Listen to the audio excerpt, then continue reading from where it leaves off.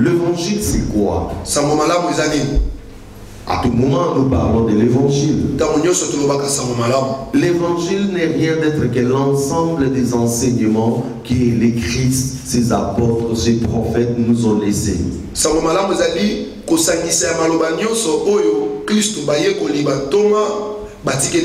Quand on parle de l'évangile, il faut voir l'enseignement. Et quand on parle de l'enseignement, commencez d'abord à voir les enseignements du Maître Jésus, qui a posé les bases du royaume. Et après lui, par l'aide du Saint-Esprit, les apôtres et le prophète de l'agneau, ils ont commencé à poser encore des fondements.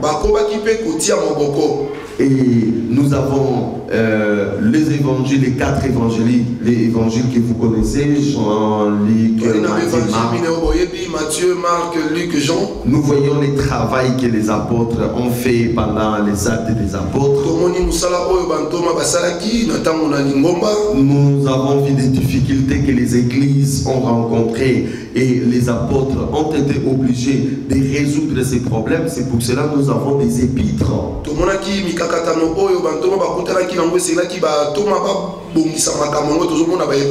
Et puis nous avons la révélation qui nous a été donnée pour dévoiler des choses qui vont venir après. L'espérance de l'église.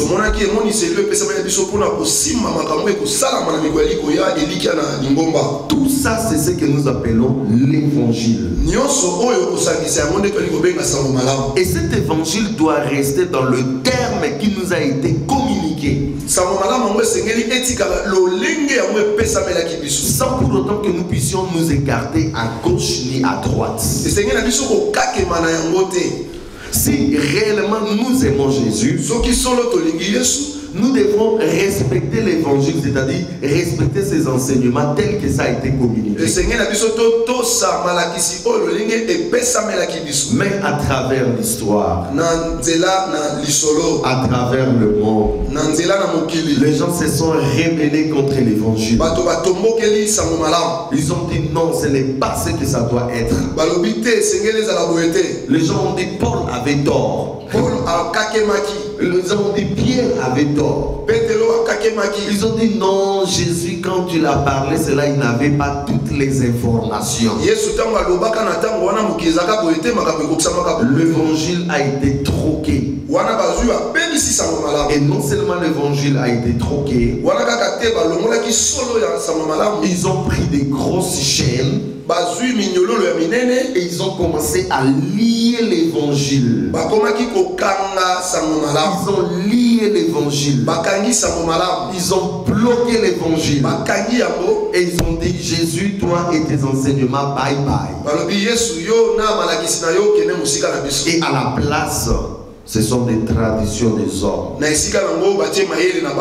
À la place, ce sont des philosophies des hommes. À la place, ce sont des raisonnements des hommes. Et comme la véritable parole est enchaînée, rien ne peut plus se produire où Dieu peut se glorifier. C'est pour cela, à la place que ce soit Dieu qui soit glorifié, c'est l'homme qui est glorifié. C'est là notre problème d'aujourd'hui. L'évangile est retenu captif. Et cette captivité n'a pas commencé aujourd'hui et hier. C'est depuis des temps. Même quand Paul était là, même quand Pierre était là, l'évangile était déjà combattu. Il y avait déjà un groupe de gens qui voulaient lier enfermer l'évangile, la vérité. Mais Paul et les autres luttaient encore. Et c'est de notre responsabilité aujourd'hui de lutter afin que l'évangile de Dieu ne soit pas enchaîné. Je suis 100% convaincu que la plupart des grands noms que nous connaissons, ils ont lié aussi l'évangile. Mais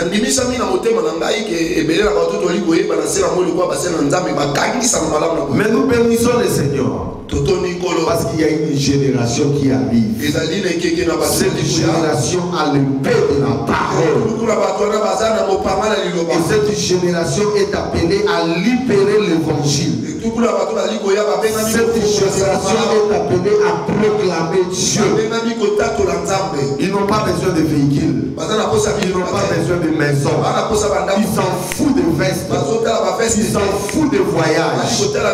Une seule motivation ils ont dans leur cœur. Jésus Christ soit prêché. Voilà pourquoi vous êtes là. Parce que ça bouillonne dans votre cœur. Parmi vous, il y a des gens qui vont bouleverser la vie de Kinshasa. Nous sommes que comme des entraîneurs. Mais les joueurs, c'est toi. Le joueur que les gens vont voir, qui va traverser les villes, qui va traverser des nations, qui va aller proclamer la parole comme jamais. Dieu est en train de faire. Alléluia. Comprenez que la vérité est retenue captive. Je commence avec vous par un texte de Matthieu 23.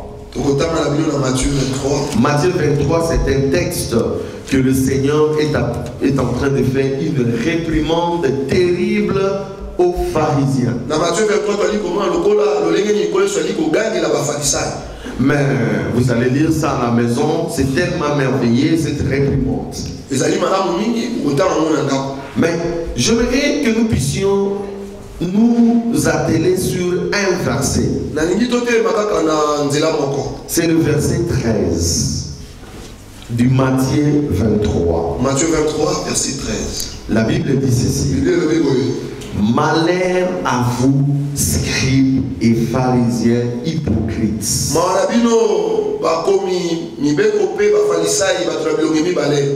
Parce que vous fermez aux hommes le royaume des cieux. Vous n'y entrez pas vous-même. Et vous ne laissez pas entrer ceux qui le voudraient. Bien aimé, cette parole est grave. Jésus était habitué à dire errez, errez, errez. Mais les jours où il est arrivé vers le pharisien et les scribes, il les a dit malheur à vous. Malheur à vous, scribes et pharisiens. Parce que vous fermez aux hommes la porte des cieux. Il dit, regarde ce que vous faites. Vous n'y entrez pas vous-même. Et vous refusez aussi aux autres d'entrer. C'est ça la clé de ce que j'aimerais partager avec vous aujourd'hui. Les scribes. Commençons d'abord à étudier qui étaient des scribes. C'était des gens qui étaient instruits dans la loi mosaïque. Dans les écritures sacrées. Capable d'enseigner les choses du royaume des cieux. Donc un scribe, quand tu voyais un scribe, c'était des gens qui connaissaient connaissaient la parole. Ils étaient assis dans la loi de Moïse. Tu commences à la Genèse jusqu'à où le scribe est en train d'interpréter. C'est eux qui étaient censés d'enseigner la parole. Rappelez-vous, lorsque les mages sont venus dire à Hérode qu'il y a eu un roi des Juifs qui est né, Hérode était tourmenté. Qu'est-ce qu'il a fait? Il a fait appeler des sacrificateurs et des scribes pour qu'on lui explique comment cela doit se passer. Et ce sont des scribes qui ont découvert, qui vont lire pour dire qu'effectivement le roi des Juifs devait naître à Bethléem. Donc vous comprenez que des scribes, c'était des gens qui étaient censés d'amener les gens au royaume des cieux. Et les pharisiens, c'est qui? Le pharisien, déjà par leur nom, la racine veut dire séparé, des gens qui étaient séparés.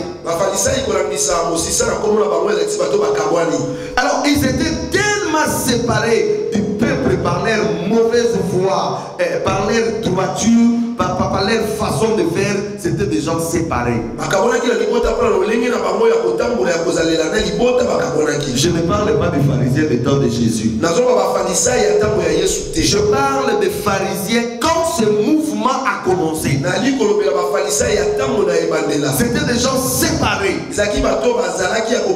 Quand tu le vois comme ça respire la sainteté.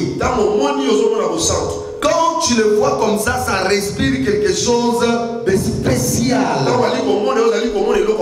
C'était des gens séparés du mal, séparés du péché, séparés du souillis. C'était des gens droits.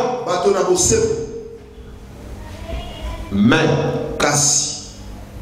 au fur et à mesure ils avançaient, le pharisien commençait à se corrompre.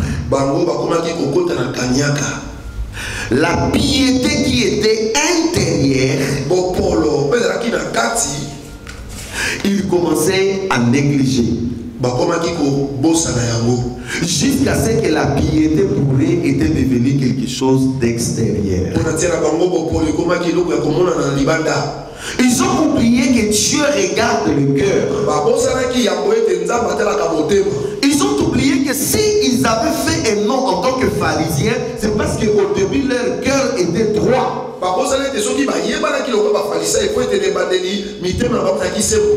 Et là maintenant, ils se sont séparés.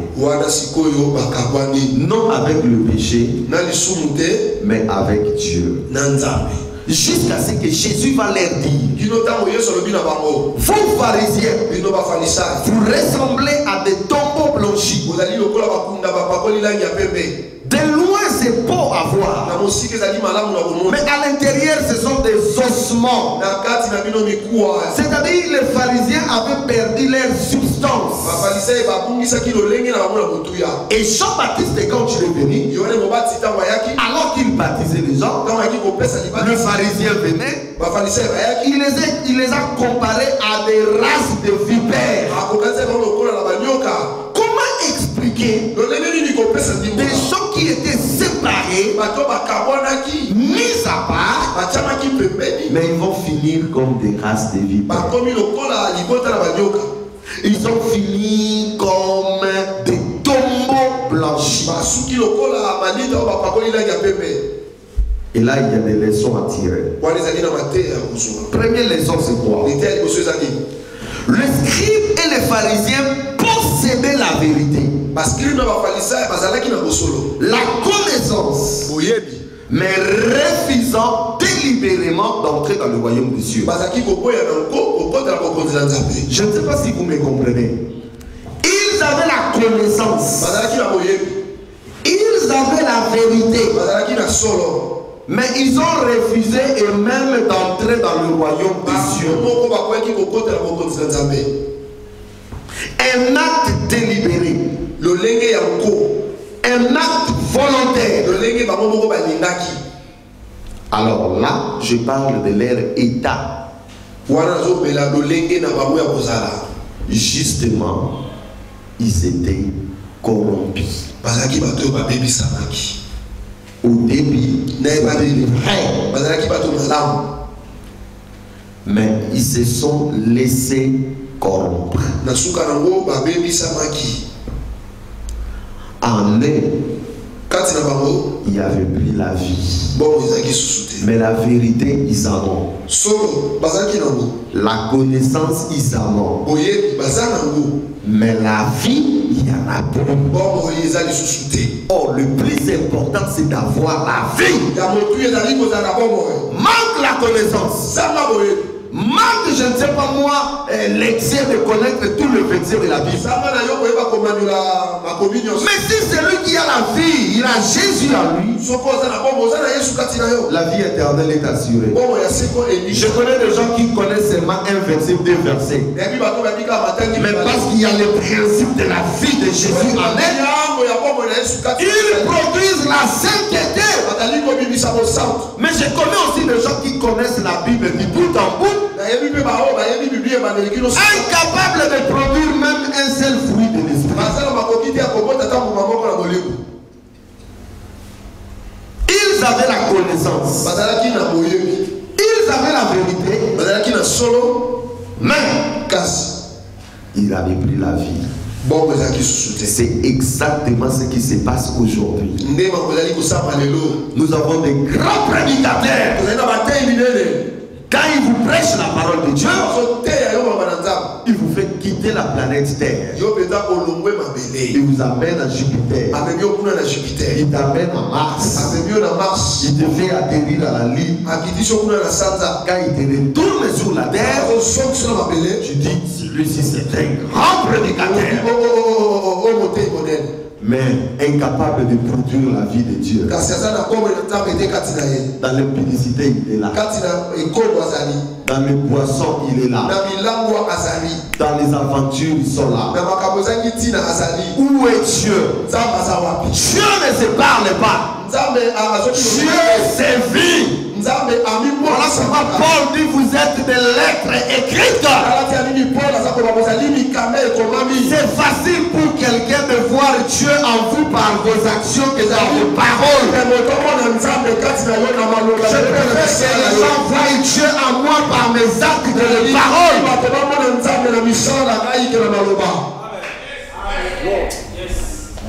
Et là, on a un problème. Parce que la vie de Dieu, il y en a plus. Nous avons remplacé la vie de Dieu par des belles costumes. Une costume tout blanc avec une cravate blanche, chaussure blanche, ce n'est pas ça la sainteté de Dieu.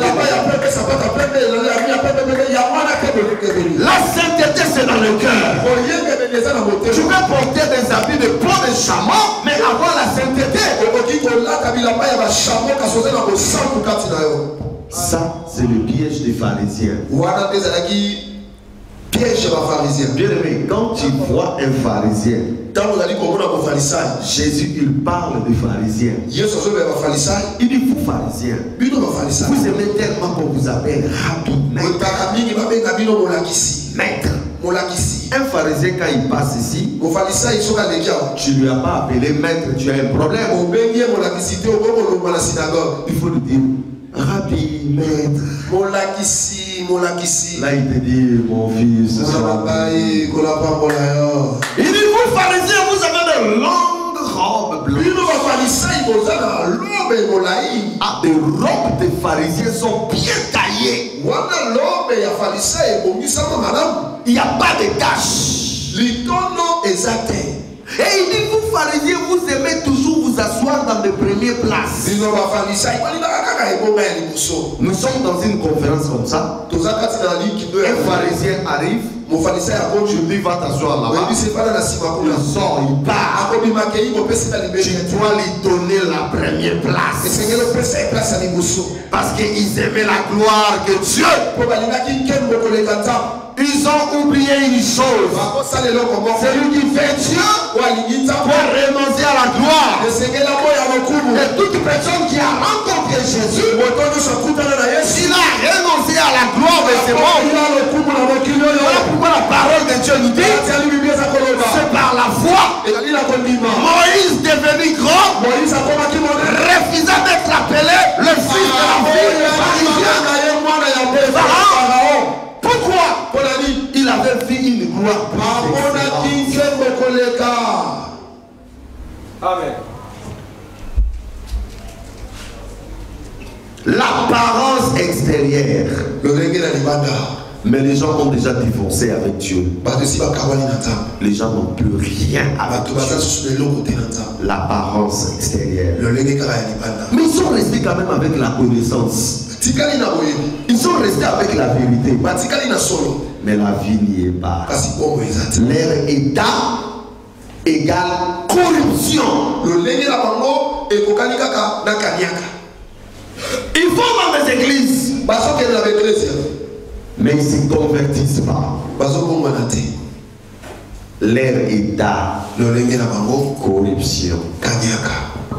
Parce qu'eux-mêmes ils se sont corrompus. Ce qui va suivre comme action, c'est quoi? Parce que la corruption, leur état, on dit vous révisez l'entrée. Vous révisez l'entrée.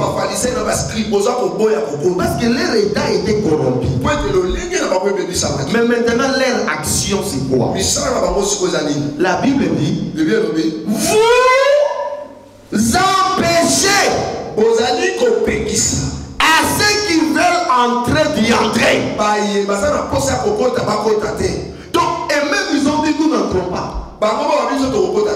Et comme nous n'allons pas entrer, nous allons empêcher à toute personne qui veut entrer de faire quoi? D'entrer. Voilà pourquoi vous voyez dans beaucoup d'églises, on ne peut pas prêcher le péché. Parce que si on prêche le péché, tu vas entrer au ciel. Tu vas te repentir. On ne peut pas prêcher que celle-ci c'est mauvais. Celle-ci c'est mauvais. Sinon tu vas entrer au ciel. Qu'est-ce qu'on va te prêcher? Des choses de la terre qui n'ont rien à voir avec le royaume. C'est le secret de bonheur, comment devenir riche, marketing spirituel, des enseignements de démons qui vous empêchent d'entrer au ciel. Parce que eux-mêmes ils ont refusé d'entrer au ciel. Comment une personne qui vit avec des copines peut te prêcher que le copinage est mauvais? Alléluia. Avance. Frère, aujourd'hui on avait beaucoup de pasteurs ici. Où sont ces pasteurs?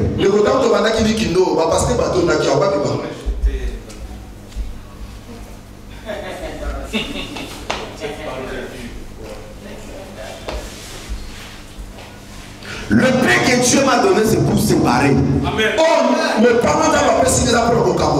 La Bible dit lorsque Paul arrivait dans une ville, les gens s'étaient séparés.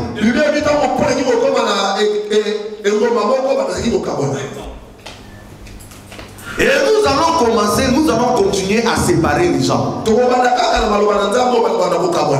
jour, quelqu'un dans la Bible a dit, adieu à ceux qui sont à Dieu, venez à moi.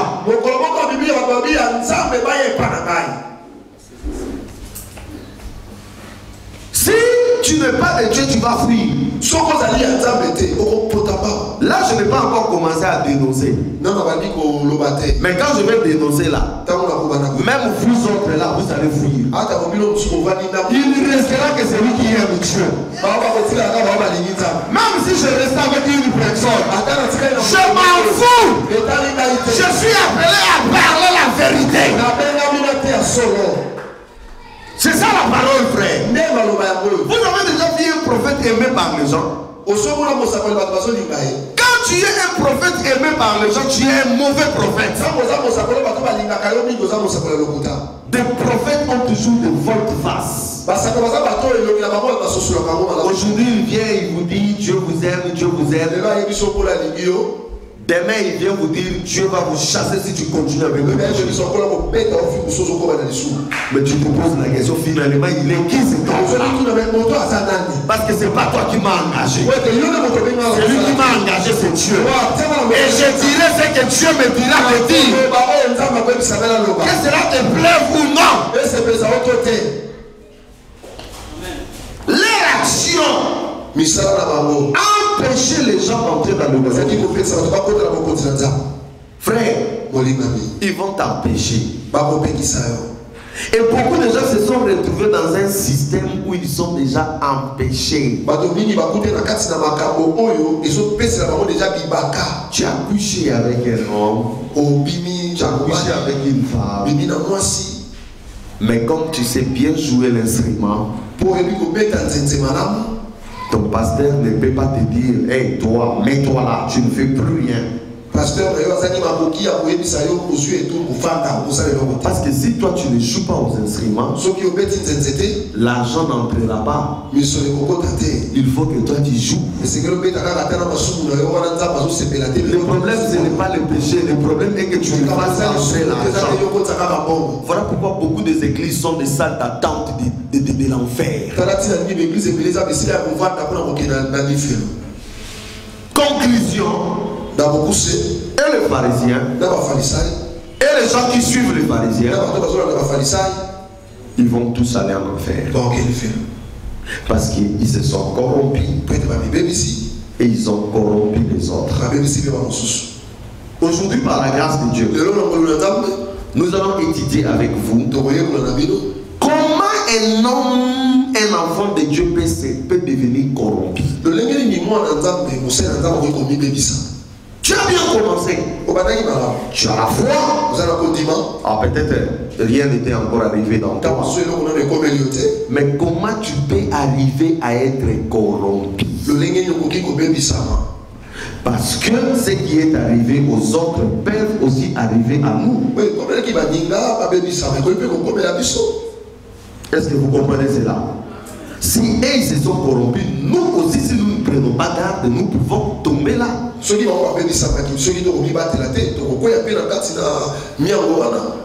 Première chose, état de la personne. Et deuxièmement, demain nous allons parler de l'action. Quelles sont les actions qui prouvent que Dieu est déjà corrompu? Quelles sont les actions qui prouvent que non, Dieu est déjà dans une mauvaise voie? Mais aujourd'hui, nous allons étudier les choses qui peuvent vous corrompre. Qui peut faire de vous un pharisien ou un gourou. Ah oui, bien aimé, c'est grave. Est-ce que vous êtes d'accord avec moi? Vous voulez qu'on démarre? Vous voulez qu'on démarre? Lisons la parole de Dieu dans Juge chapitre 2. Juge chapitre 2, verset 1 et verset 2. Écoute ce que Dieu dit en premier. Et vous, Bino, vous ne traiterez point alliance avec les habitants de ces pays. La première des choses, frère, vous devez comprendre que vous êtes en alliance avec Dieu. Comment nous sommes devenus en alliance avec Dieu? Hébreu nous explique que le sang a coulé. Le sang du Fils de Dieu. Et ce sang, c'est le sang de la nouvelle alliance. Le sang qui t'a réconcilié avec Dieu. Donc ta vie est connectée et liée avec Dieu. Ton esprit a reçu une régénération. Le jour où tu as accepté Jésus, Dieu t'a transporté du royaume des ténèbres au royaume de la lumière. Tu as quitté la malédiction à la bénédiction. Tu as quitté le camp de Satan au camp de Dieu. Tout a changé en toi. L'alliance est activée. Et écoute bien aimé, le Dieu que tu as traité avec lui l'alliance par la personne de Jésus au travers de son sang, c'est un Dieu jaloux. Il ne permettra pas que tu aies une autre alliance. La seule alliance que tu peux avoir, c'est alliance avec lui. C'est pour cela après que Israël ait conclu l'alliance avec Dieu, Dieu va leur dire, vous ne traiterez pas l'alliance avec les autres.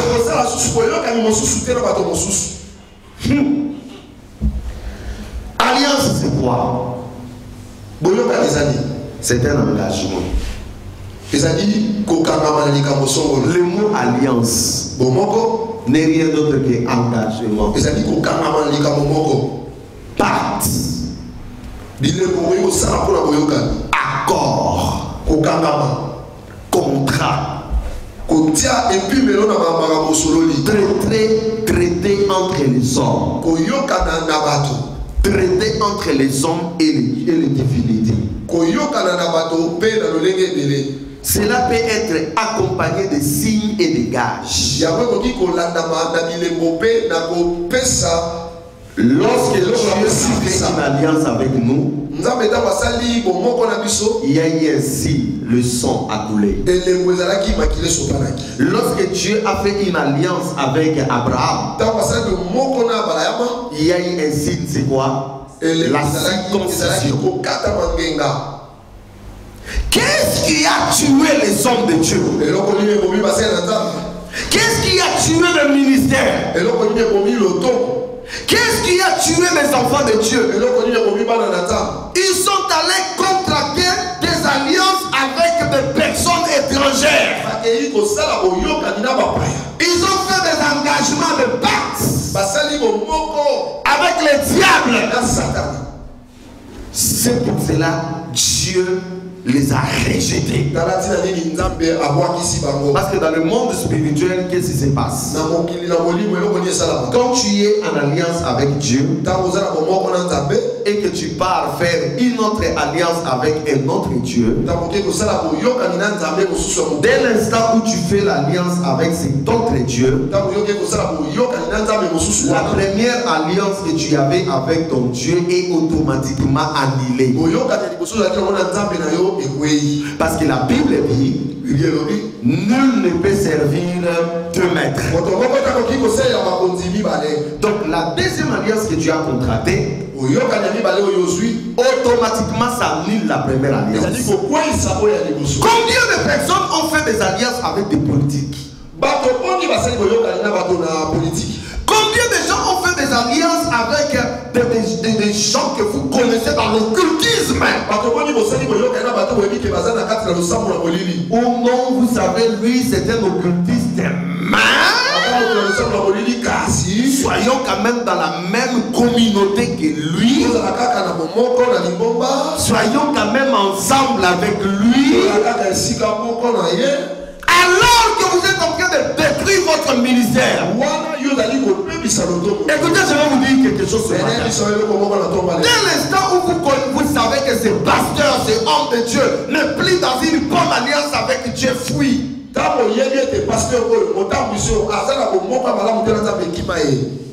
Ne faut pas dire que Dieu va les juger, ce n'est pas mon problème. L'alliance est subtile. La Bible dit deux personnes marchent-ils ensemble s'ils ne sont pas d'accord? Pour que je marche avec lui, on doit se mettre d'accord. L'alliance. Les gens ont signé des alliances pour avoir des grosses églises. Ils ont signé des alliances pour avoir de l'argent. Ils ont signé des alliances. Il y a des pasteurs qu'on les a dit il ne faut plus prêcher ça. En Europe, aux États-Unis, au Canada, qu'est-ce qui se passe? On te dit pasteur, nous te prenons en charge. Tu as un salaire. Mais seulement Tu ne vas pas prêcher l'homosexualité. Tu ne vas pas prêcher la pédophilie. Il ne faut même pas choquer les gens que le péché, les péchés. Prêche les gens seulement une bonne morale. Et parce que les gens ont besoin d'argent, qu'est-ce qui se passe? Ils signent cette alliance. Et quand ils signent cette alliance, il ne sait pas que son ministère venait de mourir. Il connaît la vérité. Il a la connaissance de la vérité. Mais à cause de l'alliance qu'il vient de signer, il prend carrément la chaîne, il lit la vérité. L'alliance. J'entends beaucoup de gens venir me parler. Pasteur, je veux que tu sois mon mentor. Mentor, dis avec moi mentor. Vous connaissez ça, non? Oui, il y a votre mentor. Mentor. Qui veut avoir un mentor ce matin? Laissez-moi te dire, bien aimé. Si tu acceptes d'avoir un mentor, et que ce mentor-là c'est un occultiste, sache que tu es entré dans son alliance. Je n'ai pas besoin d'un mentor. Le mentor qui me convient, c'est Jésus-Christ, Yoshua Mashiach. Nous n'avons pas besoin des autres mentors. Cours derrière Jésus. Pas derrière Jésus. C'est lui le mentor par excellence. Vous pensez que soit mon mentor, c'est le mentor de personne. Parce que moi non plus, je n'ai pas de mentor. L'alliance.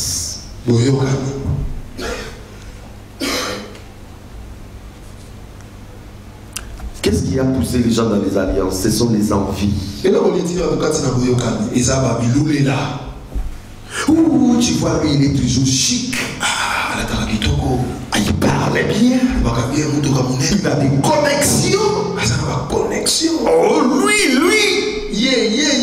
Et puis un jour, tu vas aller voir cet homme. Pasteur, comment toi tu prospères? Moi je ne prospère pas. Et il te dit, tu sais, il y a encore d'autres choses dans la Bible que tu dois découvrir. Et il t'amène dans l'occultisme. Tu commences à voir des pactes mystiques, des chaînettes mystiques. On commence à te dire non, si tu veux avoir un grand service, il faut lire les psaumes d'elle. Bien aimé, l'occultisme c'est subtil.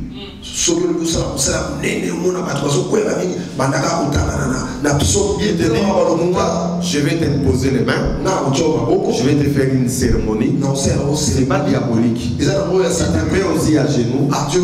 Il prie pour toi. Donc il a fait pour toi des incantations. Et il te dit, si tu veux avoir un grand service, lis toujours le psaume d'elle. Si tu ne connais pas, or que tu es déjà dans une alliance démoniaque. Le service n'a rien à voir avec un psaume. La Bible dit celui qui est né de l'esprit est comme du vent.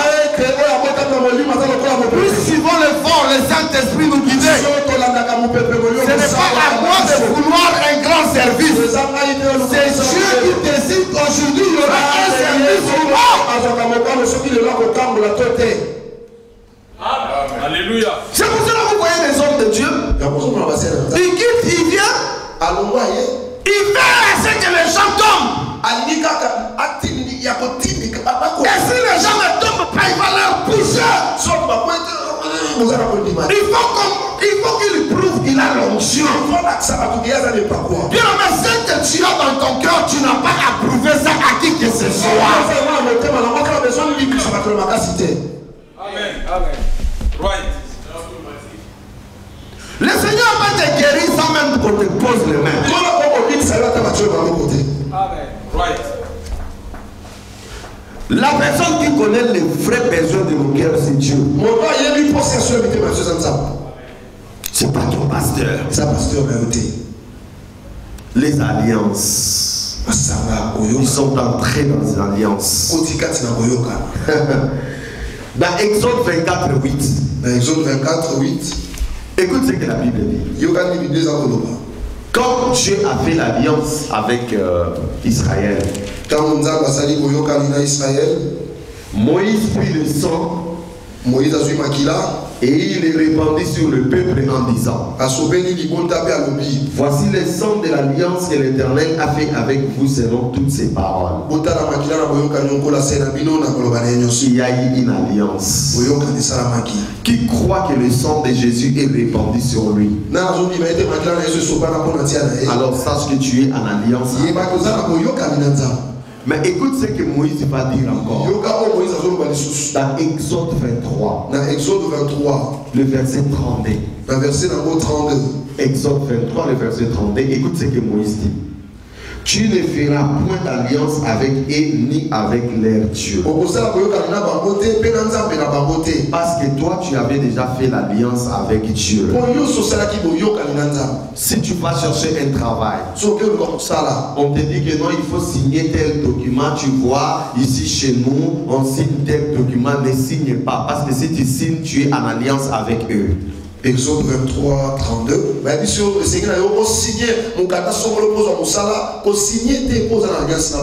Si ton père te dit pour que tu réussisses, entre dans mes pieds, dis-lui: papa, toi réussis, mais moi je ne veux pas. Si ton pasteur il te dit des choses qui ne sont pas en accord avec la parole de Dieu, ne les suivez pas. Il va t'introduire dans des alliances. Avant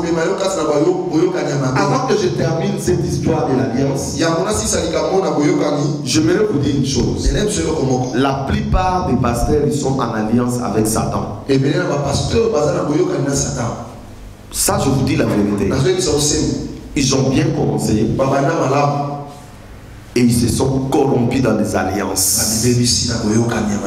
Et aujourd'hui, vous savez ce qu'ils disent? Satan, c'est la créature de Dieu. Donc c'est Dieu qui a voulu que Satan soit là.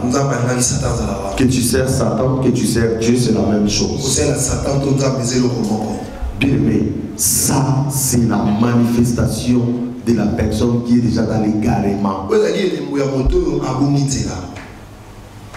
C'est pour cela la Bible dit: sortez du milieu de mon peuple. Beaucoup de gens vont sortir des églises parce que ce sont des églises où on a enterré des gens vivants, on a enterré des animaux vivants pour attirer les gens. J'ai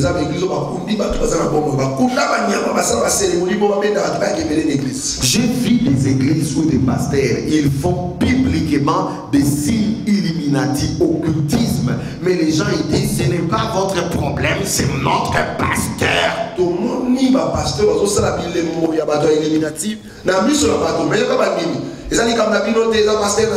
Vous savez pourquoi? Parce qu'ils sont déjà en alliance avec cet homme de Dieu. Il n'y a plus d'issue de sortie pour eux. C'est pour cela qu'ils trouvent ça normal. Alliance. Toi seul, tu es là. Quand tu vas te marier, sache que là tu vas contracter une alliance. Il faut que tu te maries à une personne qui aime Dieu. Alliance de Dieu plus alliance de Dieu, ça va donner alliance de Dieu. Mais si toi tu es dans l'alliance de Dieu, tu te maries avec celui qui a l'alliance avec Satan. Alliance de Dieu plus alliance de Satan, ça va donner alliance de Satan.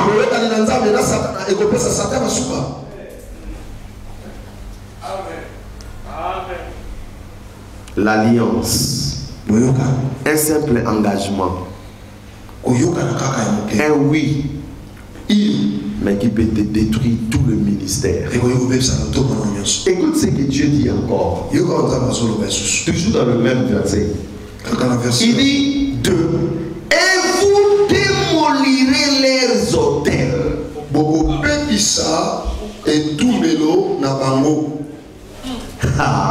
Frère, démolition des hôtels. Ce n'est pas ce qu'on est en train de nous enseigner. Venez frère, on va démolir les hôtels. On démolit les hôtels. Moi je ne parle pas de ces hôtels-là. D'abord, commençons d'abord à se fixer sur le mot hôtel. Dans la Bible, hôtel veut dire le lieu où on égorge, où on sacrifie, où on offre à une divinité. L'autel est aussi le point de contact entre un homme et une divinité. Je ne sais pas si vous avez compris. Dans l'autel, on sacrifie. On offre. En réalité, l'autel, c'est le lieu de contact entre un homme et une divinité. Et Dieu dit, vous allez démolir leurs hôtels. Exode chapitre 20, verset 24. Exode 20, 24. Dieu dit, tu m'élèveras un autel de terre sur lequel tu offriras tes holocaustes et tes sacrifices d'action de grâce, tes brebis et tes bœufs. Partout où je rappellerai mon nom, je viendrai à toi et je te bénirai. Ça c'est Dieu qui dit. Tu vas m'élever toujours l'autel de terre. Et sur cet autel, tu vas m'offrir. Et qu'est-ce que moi je ferai? Je viendrai. C'est pour cela que je dis, l'autel, c'est le lieu où on offre les sacrifices. C'est le lieu où on donne à Dieu. C'est aussi un point de contact entre Dieu et un homme. Dans Deutéronome 12, le verset 3. Deutéronome 12, 3. Dieu dit, vous renverserez leurs hôtels. Vous briserez leurs statues. Vous brûlerez au feu leurs idoles. Vous abattrez les images taillées de leurs dieux. Et vous ferez disparaître leur nom de ces lieux-là. Écoutez bien aimé, là où beaucoup de hommes de Dieu sont tombés. Avant qu'il rencontre Jésus, il avait des hôtels. Les hôtels d'impudicité. Les hôtels de ivronnerie. Les hôtels de la magie. Les hôtels de la masturbation. Les hôtels de ceci et de cela. Lorsqu'ils ont rencontré Jésus, ils n'ont pas détruit leurs hôtels. Ils ont même reçu des ministères. Mais toutefois, leurs hôtels n'ont pas été détruits. Or, la Bible nous a dit, l'hôtel c'est aussi le lieu de rencontre d'un homme avec une divinité. Et parce que l'hôtel n'a pas été détruit, malgré ce que Dieu peut faire en toi, à un moment donné, parce que ces dieux-là trouvent encore des hôtels en vous, ils vont venir réclamer leurs offrandes. Voilà pourquoi vous voyez un homme de Dieu continuer à rester dans l'impudicité parce que son hôtel de l'impudicité n'a pas été renversé.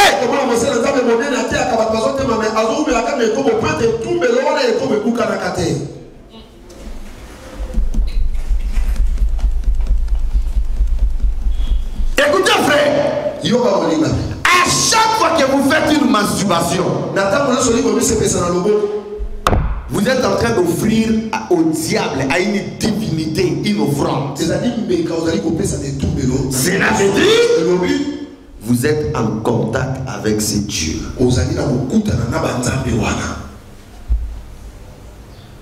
À chaque fois que vous allez avec une femme,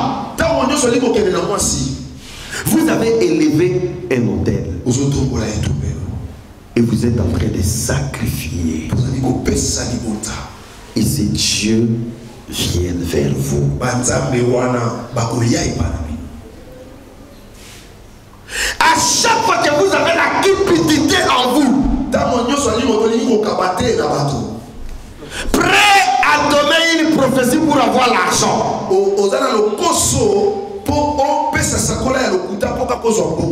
sachez-le que vous êtes en train de donner une offrande à un Dieu. L'autel n'a pas été renversé. C'est pour cela, après quelques temps, on s'étonne. Comment un héros est-il tombé? Comment il peut arriver à ces choses? Oui, il est arrivé à ces choses parce que les autels qui ont été dans son cœur, il n'avait pas voulu renverser cela.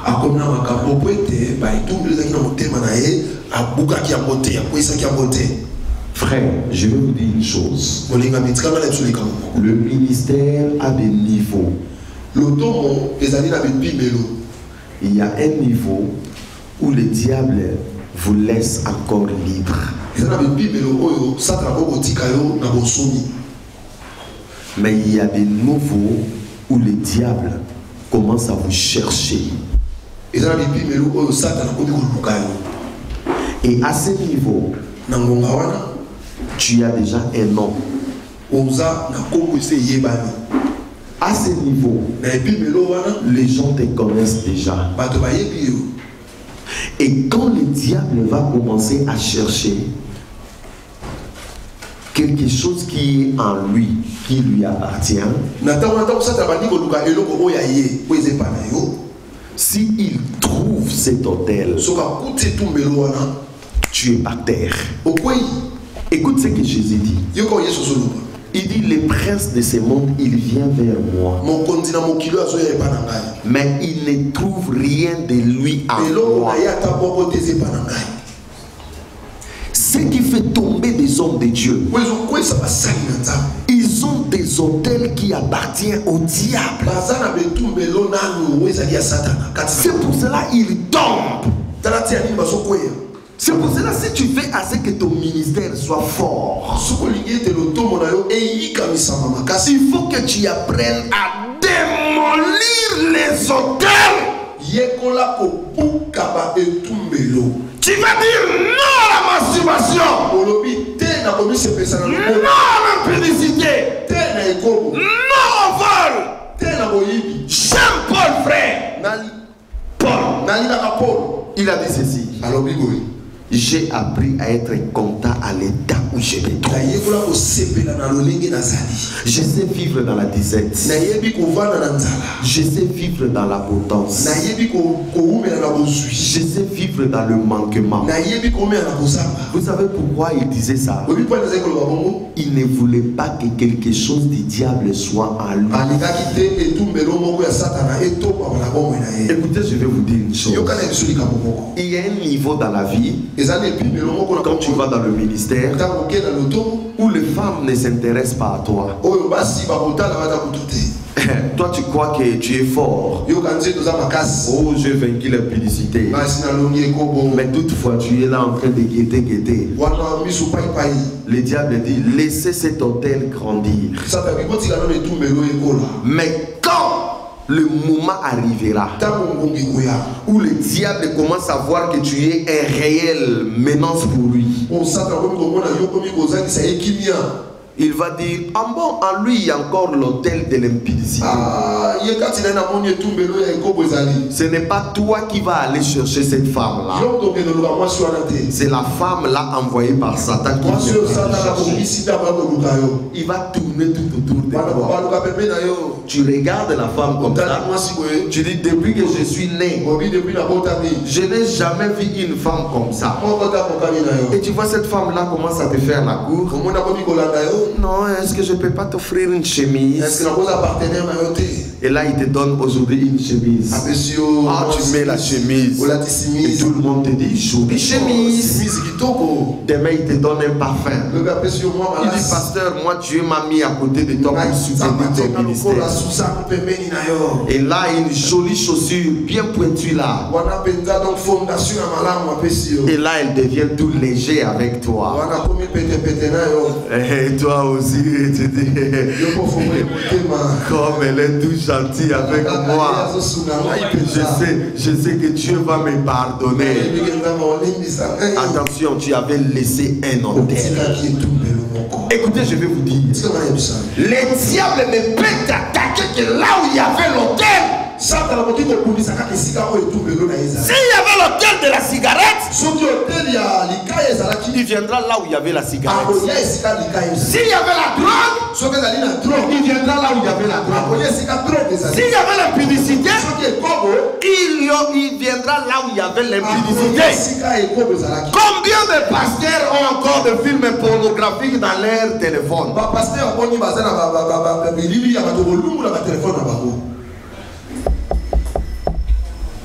Quand il regarde comme ça, il dit, ils n'ont pas démoli les hôtels. Ils ne m'appartiennent pas. Grand ministère, mais avec un hôtel qui n'est pas de Dieu. Et parce que cet hôtel est toujours là, cette divinité viendra réclamer son sacrifice. C'est la perdition. C'est pour cela que tu vois, quand tu couches avec une femme aujourd'hui, le ministère fait une chute.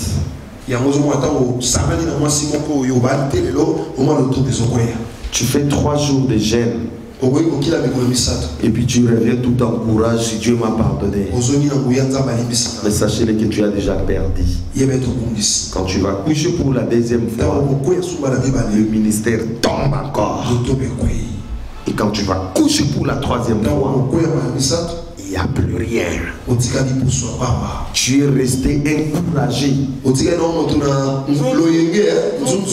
fais du courage spirituel. Mais Dieu n'est plus avec toi. Parce que tu vis dans la débauche. Dieu ne peut pas rester là où il y a l'impudicité. Et Dieu demande à un homme de Dieu plus qu'aux autres. Voilà pourquoi la parole de Dieu nous dit un homme de Dieu doit être exemplaire. Amen. Là où Dieu va t'élever, quand tu vas te tenir debout, tu prêches, regarde les gens dans les yeux. J'ai même volé 1000 argents de quelqu'un. Je m'ai pris 1000 femmes de quelqu'un. Je suis allé avec aucune chose mauvaise. Et là tu es libre. Tu as la force dans ton ministère. Mais il y a des gens qui ne peuvent pas prêcher l'impudicité. Quand tu prêches l'impudicité, la sœur telle te regarde. Et toi-même, que Dieu nous aide vraiment, frère. Nous sommes péchés. Abandonne le ministère, frère. Tu fais une aventure. Un homme de Dieu est irréprochable. Les hôtels. Troisième chose. Juge chapitre 27. Écoute ce que la parole de Dieu nous dit. Juge chapitre 2.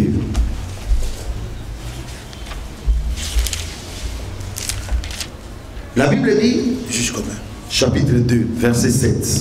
Juge chapitre 2, verset 7. Et le peuple servit l'Éternel tout le temps de Josué et tout le temps des anciens qui survécurent à Josué et à qui avait vu les grandes œuvres de l'Éternel avait fait en faveur d'Israël. Puis Josué, fils de Nun, serviteur de l'Éternel, mourut, âgé de 110 ans. Et l'on ensevelit dans le territoire de son héritage à Timna. sur la montagne d'Éphraïm, au nord de la montagne des Gash. Et toute cette génération fut recueillie avec ses pères. Et il s'éleva après elle une génération qui ne connaissait point l'Éternel. Il est ni les œuvres qu'il avait faites pour Israël. Les enfants d'Israël firent alors ce qui déplaît à l'Éternel et ils servirent les Baalim. Alléluia. Amen. La Bible dit, après la mort de Josué, et tous les anciens qui ont servi au temps de Josué, il s'éleva une génération qui ne connaissait pas l'Éternel. Frère, écoutez-moi bien, je vais vous dire quelque chose de très grave. Le peuple a servi Dieu pendant tout le temps où Moïse était là. Pendant tout le temps de Josué, ils ont servi Dieu. Pendant tout le temps où les anciens qui ont été avec Josué, ils étaient là, ils ont servi Dieu. Mais après la mort de ces gens, la Bible dit qu'il s'élevait une génération qui ne connaissait pas Dieu. Écoutez, ils avaient l'arche de l'alliance, mais ils ne connaissaient pas Dieu. Ils portaient l'arche de l'alliance, mais ils ne connaissaient pas Dieu. Ils faisaient des sacrifices, mais ils ne connaissaient pas Dieu. Ils respectaient le sabbat, mais ils ne connaissaient pas Dieu. Cela veut dire quoi? Tu peux prêcher la parole de Dieu sans pour ne pas connaître Dieu. Très bien. Samuel, lorsqu'il était chez Élie, Samuel, il dormait dans la tente. Frère, là où il était Dieu, mais il ne connaissait pas Dieu. La Bible dit Dieu l'a appelé. Samuel court vers Élie. Tu m'as appelé. Élie dit non, je ne t'ai pas appelé. Va, retourne-toi dormir. Il ne connaissait pas Dieu. Dieu l'appelle encore pour la deuxième fois. Samuel. Il court encore vers Élie. Mon père, tu m'as appelé. Il dit non, je ne t'ai pas appelé, va dormir. Il ne connaissait pas Dieu. Dieu appelle encore Samuel. Il court vers Élie. Il dit papa, tu m'as appelé. Élie dit l'enfant ne connaît pas Dieu. Il dit mon fils, quand tu entendras cette voix, dis Seigneur, me voici, parle. Élie maintenant l'amène dans la dimension qu'il connaisse Dieu. Mais Samuel nettoyait la tente. Tout le monde savait que Samuel, il était dans la tente, il servait Dieu. Mais il ne connaissait pas Dieu. Je vois des ministères, frères, qui prêchent dans des bus, qui prêchent dans des marchés, mais qui ne connaissent pas Dieu. Ils n'ont rien à voir avec Dieu. Ils ont des grosses Bibles. Ils te parlent de Yoshua Mashiach. Mais il ne connaît pas Dieu. Quelqu'un qui a regardé un film, il peut relater aussi le film à d'autres. C'est exactement ce qui se passe avec nous. Tel que je suis en train de prêcher, si tu as une bonne mémoire, tu peux écrire, donc organiser une conférence, reproduire ça. Mais ce n'est pas forcément que tu connais Dieu. Connaître Dieu, c'est quoi?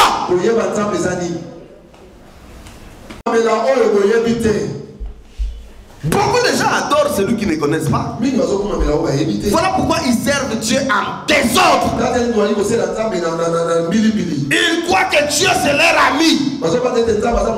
Ils croient que Dieu c'est leur copain. Il croit que Dieu c'est leur garçon de course. Il a couché avec les femmes. Il vient sur la chair. Il dit, hey, toi Dieu, viens, commence à guérir. Tu ne connais pas Dieu.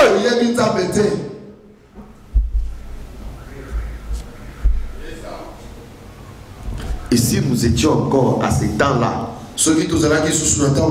Dieu allait ouvrir la terre, tu sois avalé vivant.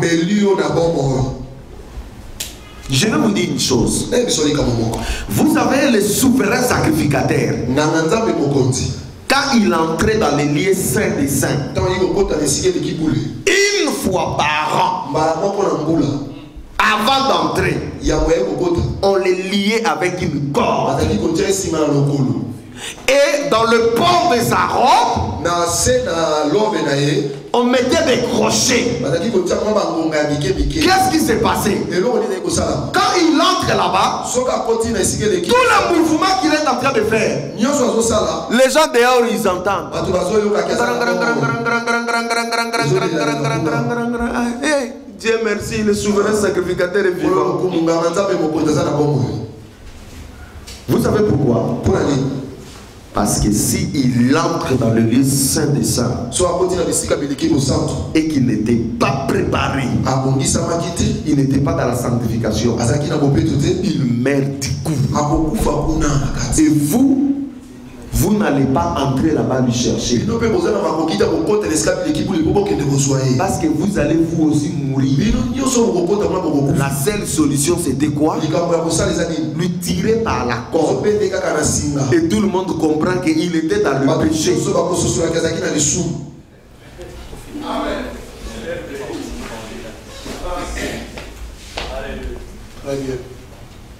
Des grands ministères, mais qui ne connaissent pas Dieu. La preuve en est, quand ils font leurs affiches, ils font des grosses photos d'eux. Un gros nom de lui-même. Mais le nom de Jésus, il n'y en a pas. Parce qu'il ne connaît pas Dieu. Celui qui connaît Dieu, il ne mettra pas sa photo. Il écrira croix au Seigneur Jésus, tu seras sauvé. Il dira Jésus-Christ vous invite.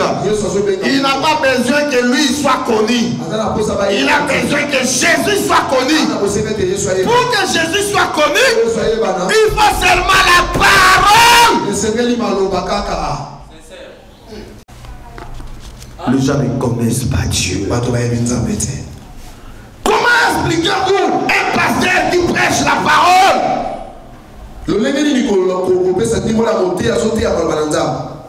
Il vient vous dire non, Dieu m'a dit que je dois choisir une femme de ministère. Vous acclamez la femme du ministère. Donc il a déjà couché avec lui plusieurs fois.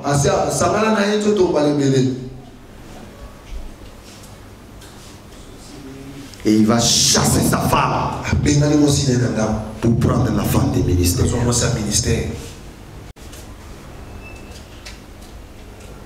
Vous suivez encore des pasteurs divorcés, vous perdez votre temps. Ils ne vont pas aller au ciel. C'est pour cela que les gens veulent me tuer. Parce que je dis la vérité. Là où les gens ne savent pas dire, moi je dis tout. Tous ces pasteurs divorcés, ils n'ont rien à voir avec Dieu. Ils doivent aller se réconcilier avec leur femme. Sinon la porte du ciel est déjà barrée sur eux. Ne vous fiez pas sur le miracle, sur des guérisons. La Bible dit ceci: dans le dernier jour, les gens diront, n'avons-nous pas prophétisé en ton nom? N'avons-nous pas fait de miracles en ton nom? Dieu leur dira, je vous ai jamais connu. Faire le miracle, ce n'est pas dire que tu as Dieu. L'unique chose qui prouve que quelqu'un a Dieu, demande-moi c'est quoi? c'est lorsque quelqu'un produit le fruit digne de la repentance. Quand il n'y a pas le fruit digne de la repentance, la personne n'a pas Dieu. Il peut avoir une belle éloquence, il peut avoir tout ce qu'il veut, mais il n'a pas Dieu.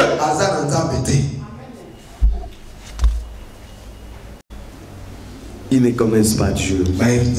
Frère, le Dieu d'Israël, le Dieu saint, Esaïe, quand il a vu la sainteté de Dieu, il a dit malheur à moi, j'habite là où il y a les œuvres impures, et j'ai vu Dieu. Frère, qu'est-ce qu'il avait vu? Un Dieu glorieux, puissant, saint, entouré de milliers d'anges, qui l'adorent nuit et jour. Ils étaient là devant lui. Et même ces anges, ils sont incapables de regarder la face du Seigneur. Ils avaient des ailes qui se couvraient le visage. Et ils ne cessaient de dire nuit et jour,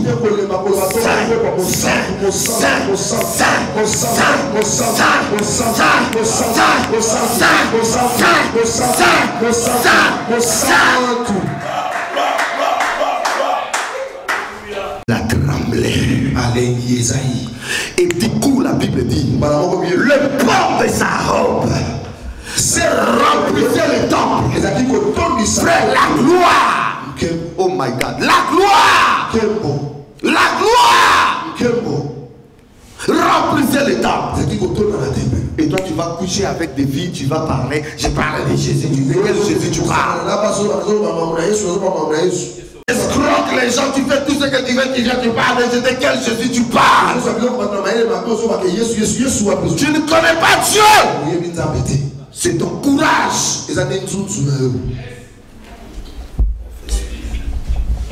Amen. Et à Kinshasa, la plupart des pasteurs ne connaissent pas Dieu. Comment un pasteur qui fait une campagne d'évangélisation peut appeler et mener à devenir jouer? Et lui et son messie ne connaissent pas Dieu.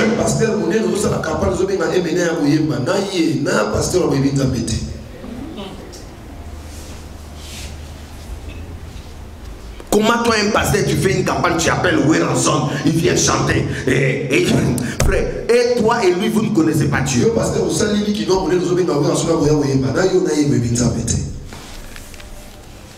Si tu veux venir écouter la parole de Dieu, tu vas te mettre là.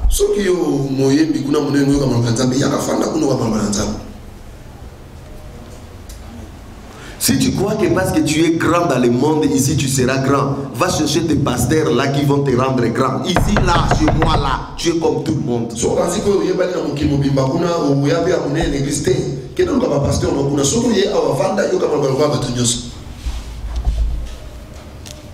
Dieu a traité tout le monde au même pied d'égalité. Ici, il n'y a pas plus grand, plus petit. Ici, il y a des enfants du royaume. Et dans le principe du royaume, si tu veux être le plus grand, commence à servir tout le monde. Tu veux être le plus grand, et sers tout le monde. C'est pour cela que vous voyez des pasteurs où on fait porter leur Bible. Leur Bible est tellement grosse qu'ils n'ont plus le temps de porter leur Bible. Et demande à ces pasteurs, toi tu vas porter ma Bible quel jour?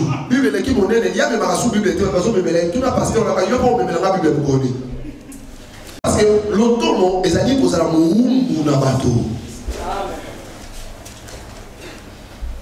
tel que nous sommes là, la personne qui doit vous servir normalement c'est moi, parce que c'est moi qui vous ai appelé. Si moi j'estime que je suis grand, j'ai un grand ministère, je suis un homme de Dieu, je dois devenir votre esclave.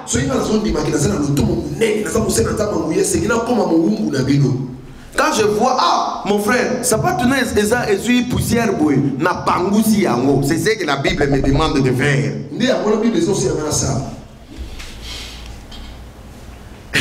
Là, on ne va pas s'attendre avec des pasteurs. Parce que le disque est en train de tourner au sens inverse. Ils ne connaissent pas Dieu. Mais ils portaient l'arche. Ils avaient des normes comment on porte l'arche. Mais ils ne connaissaient pas Dieu. C'est grave. Prêche la parole comme tu veux. Mais si tu n'as pas le fruit digne de la repentance, tu ne connais pas Dieu. Tu sauras que tu connais Dieu les jours où tu verras une belle femme qui tourne tout autour de toi. Et tu lui dis, si tu es une brebis du Seigneur, aime Dieu.